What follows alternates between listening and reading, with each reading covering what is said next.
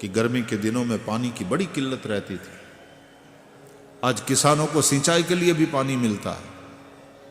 नर्मदा जी की बड़ी कृपा हुई है, पहुंची है नहर के द्वारा नर्मदा बांध, और वहाँ हमारे तत्कालीन गुजरात के मुख्यमंत्री और वर्तमान देश के यशस्वी प्रधानमंत्री श्री नरेंद्र मोदी जी के संकल्प से वहाँ सरदार वल्लभ भाई पटेल का बहुत बड़ा स्टैच्यू, विश्व का सबसे बड़ा व्यक्तिगत वाला स्टैच्यू, स्टैच्यू ऑफ यूनिटी वहाँ पर बना है।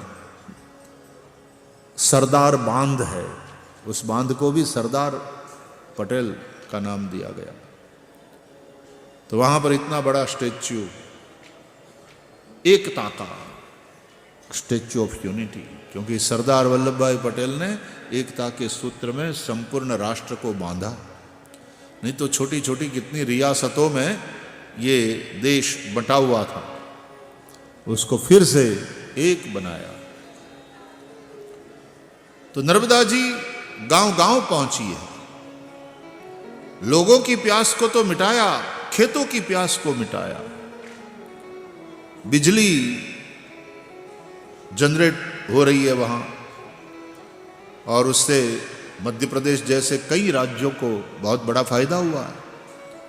कहने का तात्पर्य, कुछ योजनाएं ऐसी होती है कि पीढ़ियां लग जाती है बड़ी योजना होने के कारण, और बहुत अड़चन भी आते, श्रेयांसी बहुविघ्नानि, अच्छे कार्यों में भी बहुत विघ्न आते हैं। तो स्वर्ग की नदी है गंगा, उसको धरती पर उतार लाना है। 3 पीढ़ियां बदल गई, और भगीरथ के समय में गंगा जी प्रसन्न हुई। भगीरथ लाए इसलिए उसको भागीरथी कहते हैं। गंगा जी प्रसन्न हुई, अपने पितरों के उद्धार के लिए राजा भगीरथ मां गंगा से कहते हैं कि मां, यदि प्रसन्न हो तो मैं यही चाहता हूं, तुम धरती पर अवतरित हो जाओ। हमारे पितरों का उद्धार करो, न केवल मेरे पितरों का, भारतवर्ष में रहने वाले लोगों के पितरों का उद्धार आप करती रहो, भारतवर्ष में बहती रहो।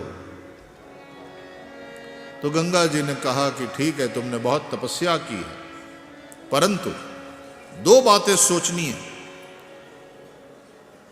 पहली बात, मैं जब धरती पर आऊंगी, लोग मुझ में स्नान करेंगे, अपने पापों को धोएंगे। अब ध्यान से सुनना, जिसके लिए यह कथा शुरू करी। मैं लोगों के पापों को धोऊंगी,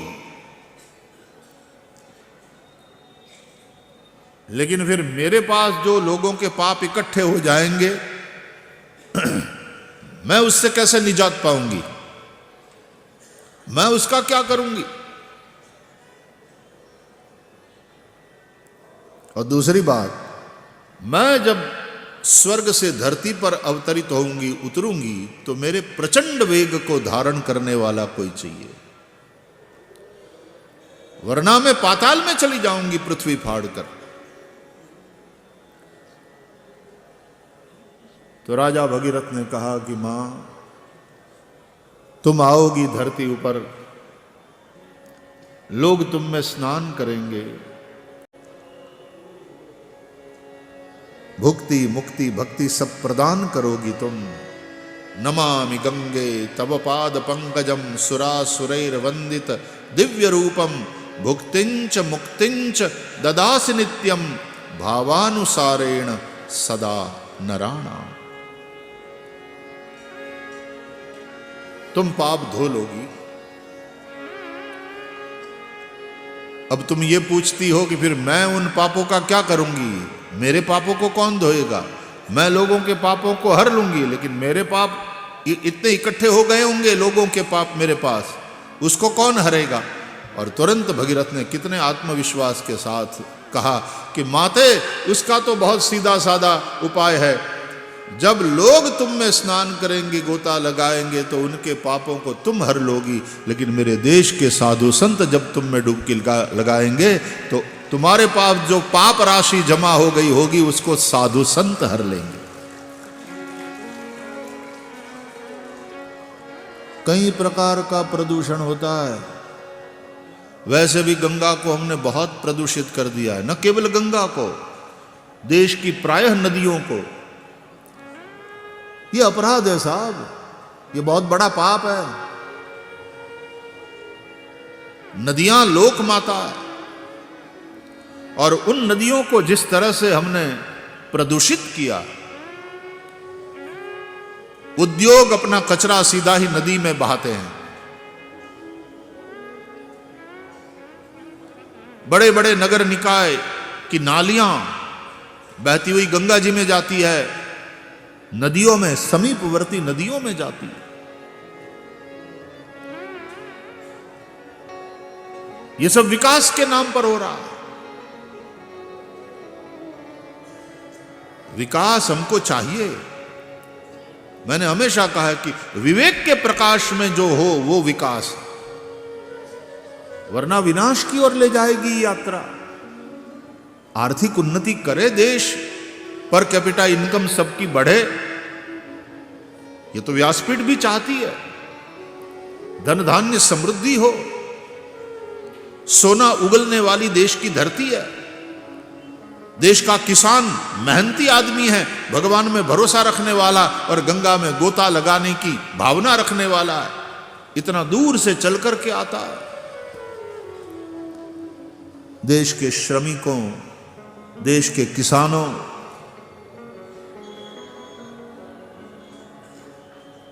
धरती सोना उगलती है, लेकिन उद्योगों, नगर निकायों, सब ने मिलकर के जिस तरह से नदियों को दूषित किया, मिलते होंगे पैसे, सरकार का रेवेन्यू भी बढ़ता होगा, अनेक रोजगार क्रिएट होते हैं, यह भी हकीकत है। लेकिन प्रकृति और पर्यावरण को जो नुकसान पहुंच रहा है, और मजे की बात यह है कि सारे कानून बने हुए हैं, लेकिन धरे के धरे रह जाते हैं। लॉ एनफोर्स करने वाली एजेंसीज हमारी जो है, वो या तो भ्रष्ट है, या तो उतनी चौकन्नी नहीं है। इतनी नदियां प्रदूषित हो गई है। यमुना को प्रदूषित किया, गंगा को प्रदूषित किया, कई नदियों को हमने इतना प्रदूषित किया। स्विट्जरलैंड गए हम कथा के लिए, वो लोग नदियों को माता नहीं मानते, लेकिन वहां की नदियों को जितना क्लीन देखा है, स्वच्छ देखा। हम पवित्र तो मानते हैं हमारी नदियों को, लेकिन फिर हम प्रदूषित करते हैं। जबकि हमारे ऋषियों ने भी कहा है, तीर्थों में साबुन से स्नान करना, तीर्थों में कपड़ा धोना पाप है, तीर्थों में गंदगी करना पाप है। आस्था तो बहुत मजबूत है हमारी, लेकिन व्यवस्था भी सुयोग्य होनी चाहिए। हमारी समझ स्वस्थ होनी चाहिए। तो नदियां प्रदूषित हो गई, और इतना पाप करने के बाद जब हम गंगा में डुबकी लगाएंगे, गंगा हमारे पाप को ले लेगी, हर लेगी। लेकिन फिर वो पाप का प्रदूषण जो गंगा में बढ़ गया है, उसको कौन हरेगा? राजा भगीरथ ने कहा, भारतवर्ष के साधु संत जब तुम में गोता लगाएंगे तो वो तुम्हारे पापों की जो राशि है वो हर लेंगे, और मां तुम उतनी प्रसन्नता से बहती रहोगी, और तुम्हारे वेग को धारण करेंगे भगवान शिव।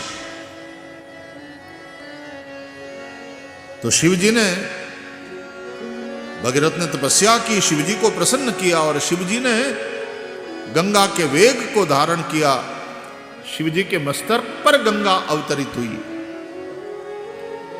शिव जी धारण करेंगे, थोड़ी देर गंगा ने सोचा शिव के साथ पाताल में चली जाऊंगी, लेकिन भगवान शिव तो अहंकार के देव हैं, सबके अहंकार को जान लेते हैं। भगवान शिव ने ऐसा नृत्य किया और जब गंगा अवतरित हुई, शिव जी की जटा में बांध लिया, जटा के अंदर।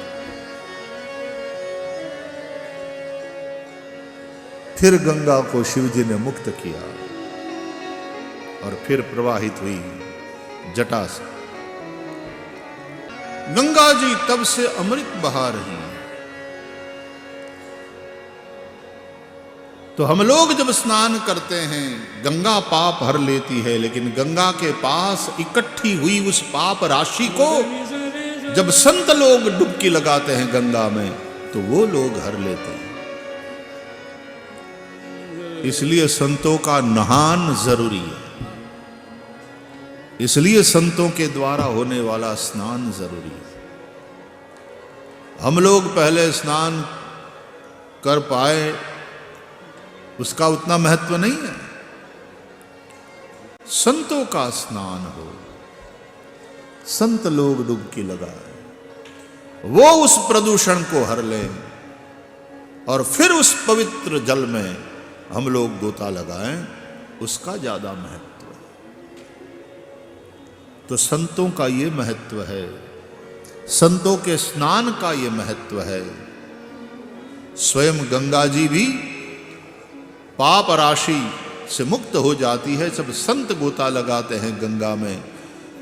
और संतों की पाप राशि, उसका क्या होता है? बोले वो तो निरंतर जो भजन करते हैं, हाथ में माला है, ध्यान लगाते हैं, उनकी पाप राशि को तो श्री हरि हर लेते हैं। संत सदा पवित्र है। बोलिए संत भगवान की जय।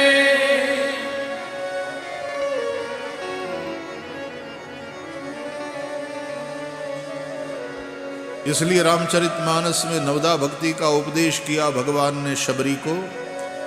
तो श्री राम कहते हैं कि मेरे मैं जगत को देखना, ये सातवीं भक्ति है। सातव सम मोहि मैं जग देखा।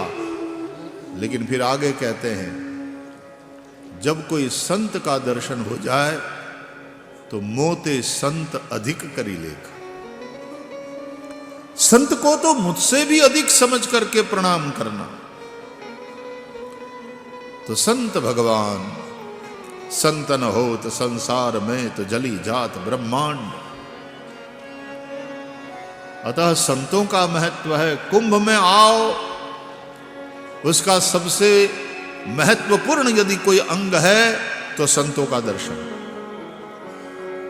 अब वो शाही निकलती है और उन संतों का हम दर्शन करते हैं, उन नागा बाबाओं, परमहंसों। क्या विरक्ति है, भस्मी रमाए। उन महापुरुषों का दर्शन, उन तपस्वियों का दर्शन, महत्व उसका है विशेष। और ऐसे में यदि हम गंगा जी में गोता ना भी लगा पाए कदाचित, तो कोई चिंता नहीं, पूरा पूरा पुण्य मिलेगा। अरे भैया, प्रयाग तक पहुंचना, प्रयाग में आना, यही अपने आप में बहुत पुण्य की बात है। और फिर ऐसे पुण्य पर्व में तो आज मौनी अमावस्या का दिन, सबसे बड़ा ये स्नान है कुंभ का। कल से ही, वैसे तो एकादशी से ही भीड़ बढ़ना शुरू हो गया था, और फिर कल अभूतपूर्व भीड़ थी। कल ही करोड़ों लोगों ने संगम में, गंगा में, यमुना में स्नान किया। यमुना सूर्य तनया है, सूर्य की पुत्री।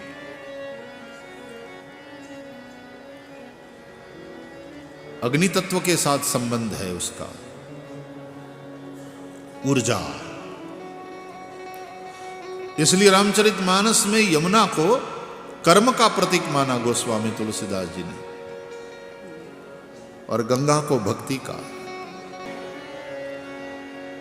गंगा भक्ति स्वरूपा है, सरस्वती ज्ञान स्वरूपिणी। ज्ञान गुप्त है, सरस्वती गुप्त।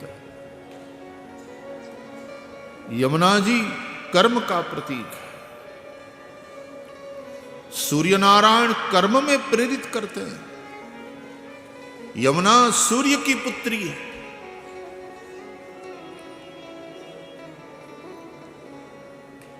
मैं भगवत गीता वाला संकेत आपको सुना दूं कि इसीलिए भगवान ने कर्म करते हुए नैष्कर्म्य सिद्धि कैसे प्राप्त हो सकती है, ये जुक्ति सृष्टि के आदि में सबसे पहले सूर्य को बताया था। इमं विवस्वते योगम प्रोक्तवान हम अव्ययम विवस्वान मनवे प्राह मनुरिक्ष्वा कवे ब्रवीत एवं परंपरा प्राप्तम इमं राजर्षयो विदुः। नैष्कर्म्य सिद्धि कर्म करते करते कैसे प्राप्त होए, ये जुक्ति भगवान ने सबसे पहले सृष्टि के आरंभ में सूर्य को बताया, समझाया।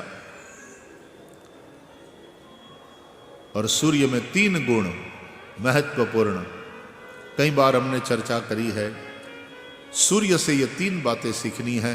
पहली बात, नो वेकेशन। दूसरी बात, नो एक्सपेक्टेशन। और तीसरी बात, नो डिस्क्रिमिनेशन। पहली बात, नो वेकेशन। सूर्य नारायण कभी छुट्टी पर नहीं जाते कि मेरी तबीयत ठीक नहीं और 3 महीना हम सिक लीव पे जा रहे हैं। नहीं, सूर्य नारायण कभी छुट्टी नहीं लेते।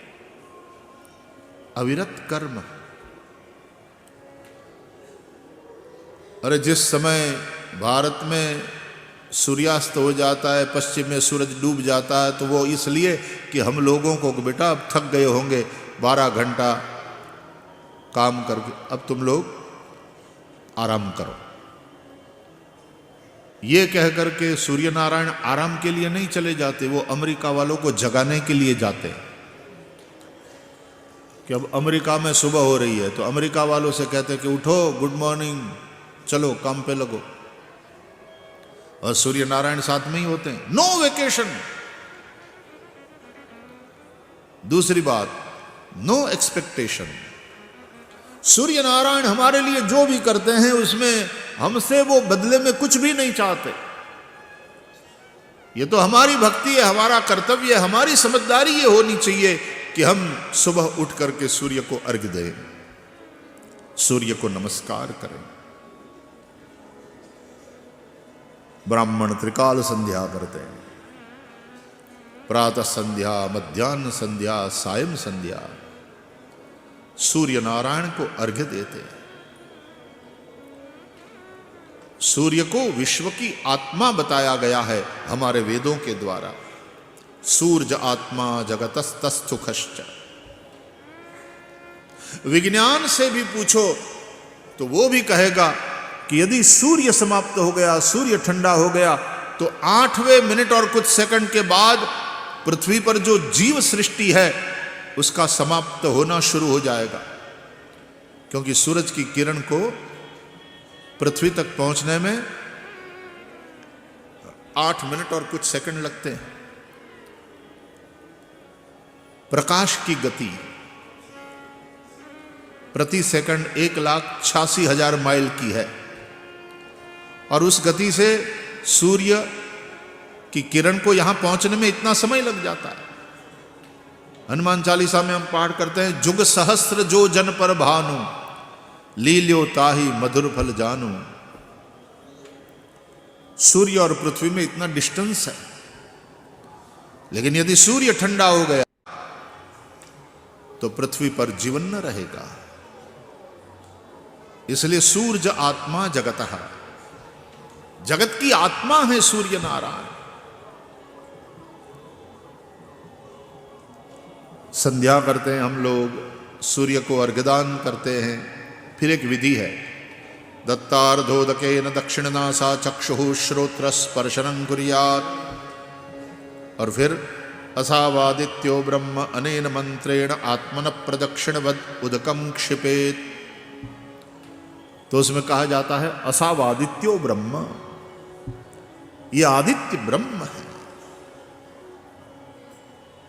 विश्व की आत्मा है। हमें सूर्य नारायण के प्रति कृतज्ञ भाव से नित्य सूर्य को प्रणाम करना चाहिए। इसलिए कहते हैं सेवक स्वामी के उठने से पहले उठ जाए, इसलिए सूरज निकलने से पहले हम जाग जाएं, उगते हुए सूर्य को हम प्रणाम करें। बिहार इत्यादि में तो छठ का बड़ा महत्व है। अस्त होते हुए सूर्य को भी अर्घ्य देते हैं और उदित होते हुए सूर्य को भी अर्घ्य देते हैं। छठ मैया की बड़ी महिमा और क्या क्या गीत गाए जाते हैं। बिहार में बड़े अद्भुत गीत है वो छठ मैया के गीत, सुनने में बड़ा आनंद आता है। धन्य है ये देश भारतवर्ष, हमारे यहाँ ये हमारी सांस्कृतिक जो समृद्धि है, हमारी आध्यात्मिक ये जो विरासत है, भारत इसी के चलते भारत है, हाई राइज बिल्डिंगों के चलते नहीं। पर कैपिटा इनकम बहुत बढ़ जाए उससे भारत भारत रहेगा ये बात नहीं। भारत समृद्ध जरूर हो, निश्चित रूप से गरीबी हटनी चाहिए, हर आदमी का जीवन स्तर ऊपर उठना चाहिए, लेकिन भारत तो है, ये जो हमारी आध्यात्मिक विरासत है, ये जो हमारी सांस्कृतिक विरासत है, उसके चलते भारत भारत है।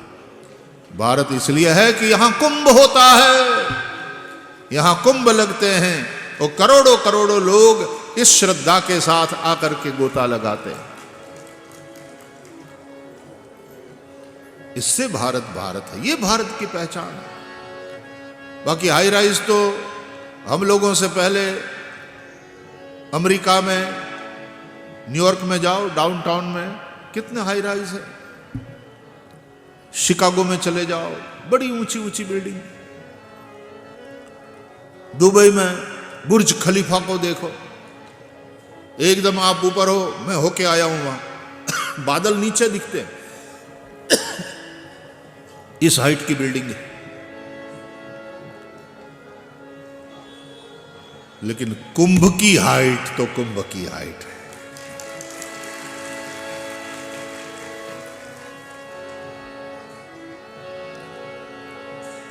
ये भारत की पहचान है।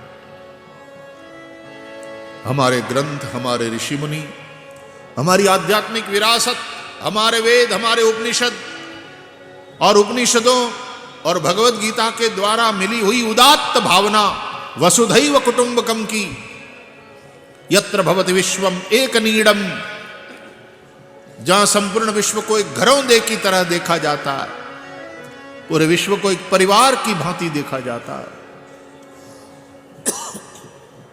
किसी भी देश का, किसी भी मजहब का, किसी भी कौम का आदमी हो, सब ऊपर वाले की संतान है। इतनी समझ, इतनी उदारता, इतना वैचारिक स्वास्थ्य उपनिषदों और भगवत गीता और हमारे ऋषियों के उदात्त विचारों के चलते हमें प्राप्त हुआ। परमत असहिष्णुता नहीं है यहां, तो कभी कभी प्रतिक्रिया में दिखाई पड़ती है ये, लेकिन ये हमारी विरासत नहीं, ये हमारा स्वभाव नहीं। उदार चरितानाम तो वसुधैव कुटुंबकम, ये हिंदुइज्म है, ये हिंदुस्तान है, ये ऋषियों का भारत है।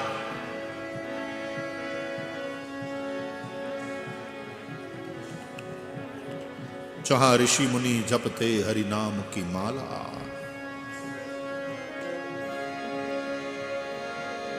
क्या वो चीज है कि अच्छे संभ्रांत परिवार के खाते पीते घर के युवक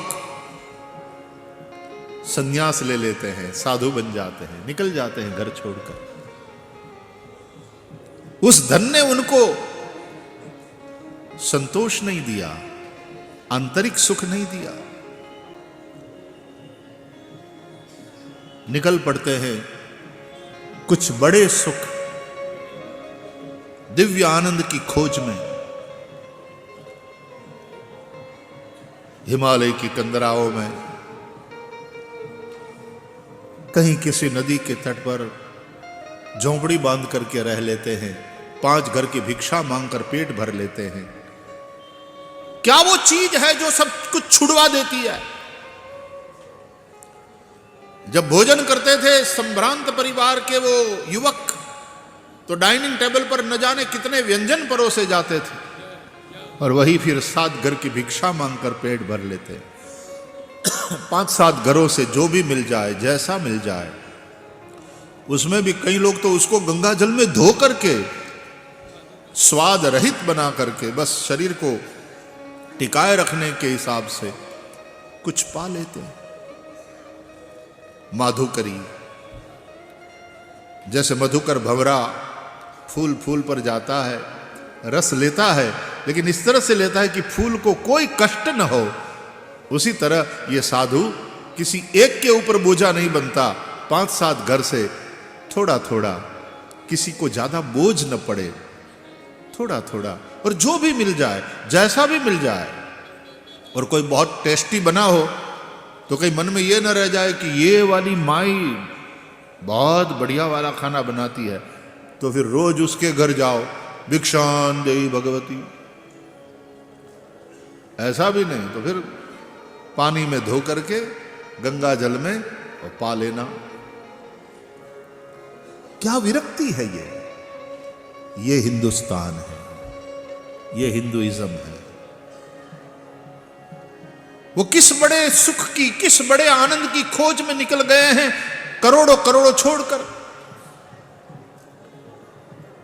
हमारे जैन परंपरा में सुखी परिवार के अरबों-पति लोग और दीक्षा ले लेते हैं, मुनि भगवंत बन जाते हैं, साध्वी बन जाती है महिलाएं। क्या चीज है जो ये सब छुड़वा देती है? त्याग।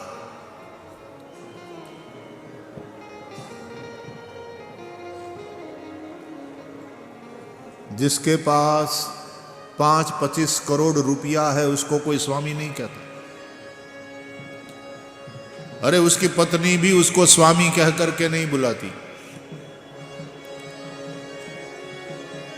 नाम से ही पुकारती। आजकल तो आ गए पीयूष, अब तक कहां थे, आज बड़ी देर कर दी।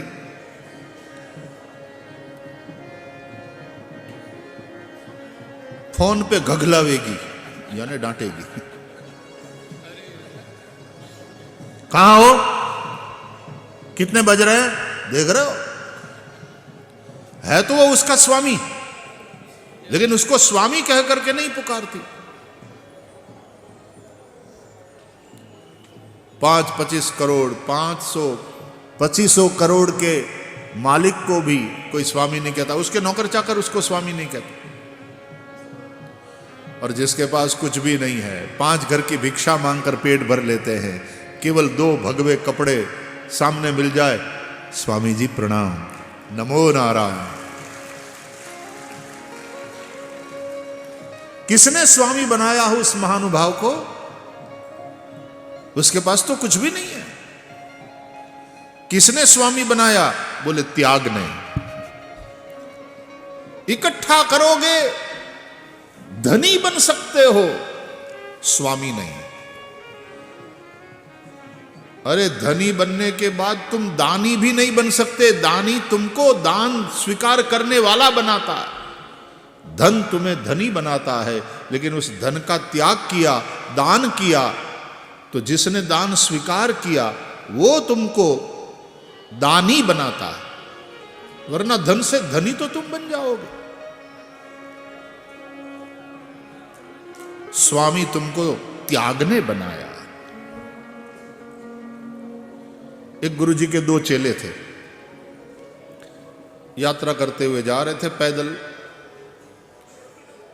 एक त्याग की बड़ी महिमा कर रहा था और दूसरा साथ चलता हुआ कहता, त्याग है ठीक है, अच्छी बात, लेकिन आजकल तुम्हारे पास 2 पैसा नहीं तो कोई पूछता नहीं भैया, थोड़ा इकट्ठा करना ही पड़ता, बिना संग्रह के कुछ नहीं होता।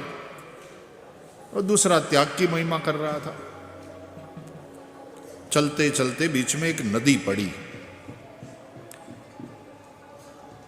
नदी बड़ी थी, गहरी थी, नौकाएं चलती थी, दोनों को उस पार जाना था। एक नौका वाला नौका लेकर किनारे खड़ा था।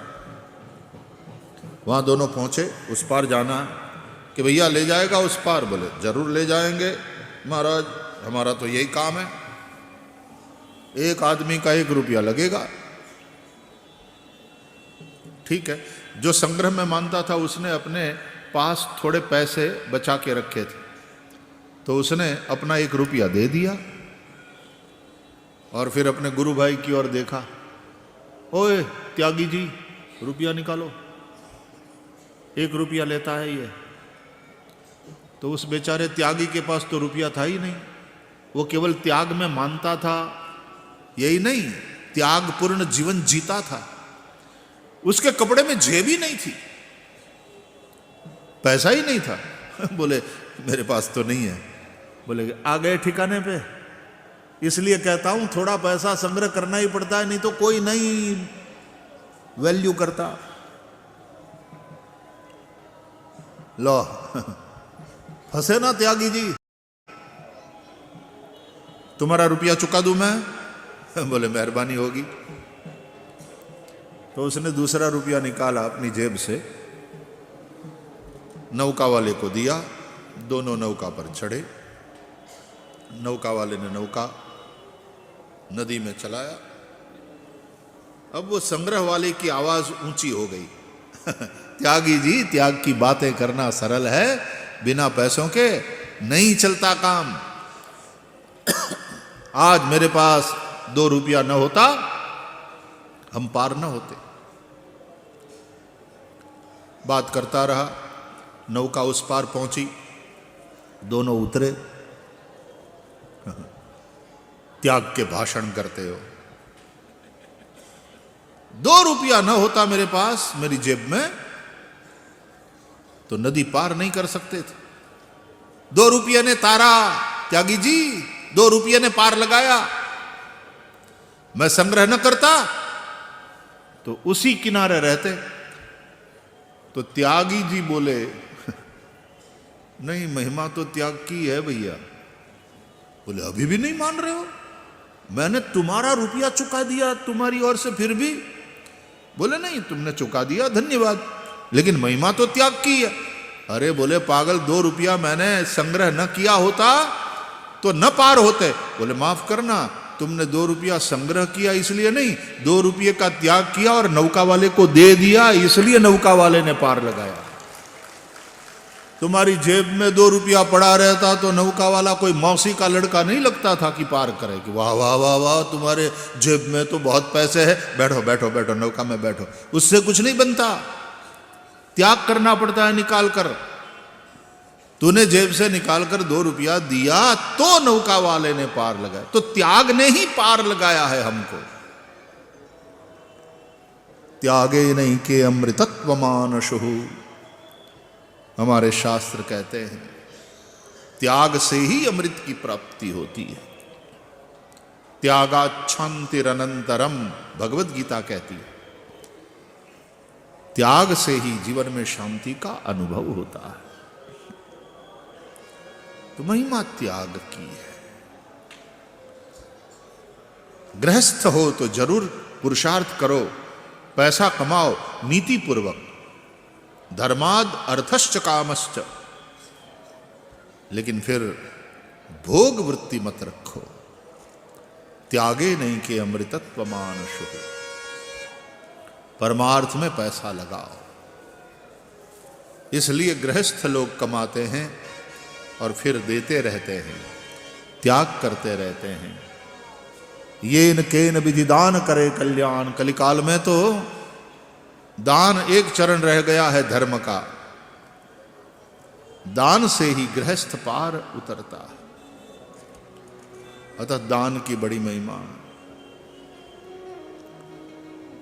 जो देता ही देता रहता है वो देवता, और जो लेता ही लेता रहता है वो लेवता। हम लेवता है कि हम देवता है? इसलिए साधु भिक्षा लेता है जितनी आवश्यक है, उसको भी गंगा जल में धोकर पा लेता है, स्वाद में भी नहीं फंसे, न स्वाद में न वाद में।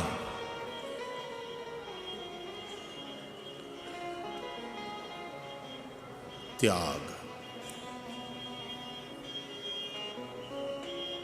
तो ये हमारी आध्यात्मिक विरासत है, ये हिंदुस्तान है, ये असली भारतवर्ष है।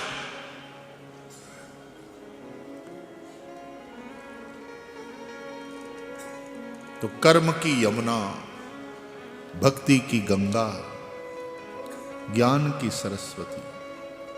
देखो कर्म सबको दिखाई देता है और कर्म लाख छुपाने की कोशिश करो प्रकट हो ही जाता है, इसलिए यहां यमुना प्रकट है।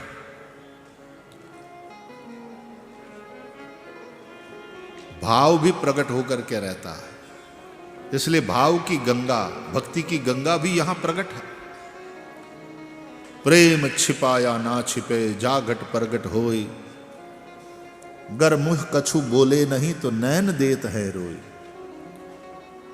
तुम्हारा भाव या तो तुम्हारे वचनों में, तुम्हारे बोलने में प्रकट हो जाएगा, या तो तुम्हारे व्यवहार में प्रकट हो जाएगा। अरे कुछ नहीं भी बोलोगे तो तुम्हारे शरीर की आकृति बता देगी कि तुम किस इमोशंस से गुजर रहे हो।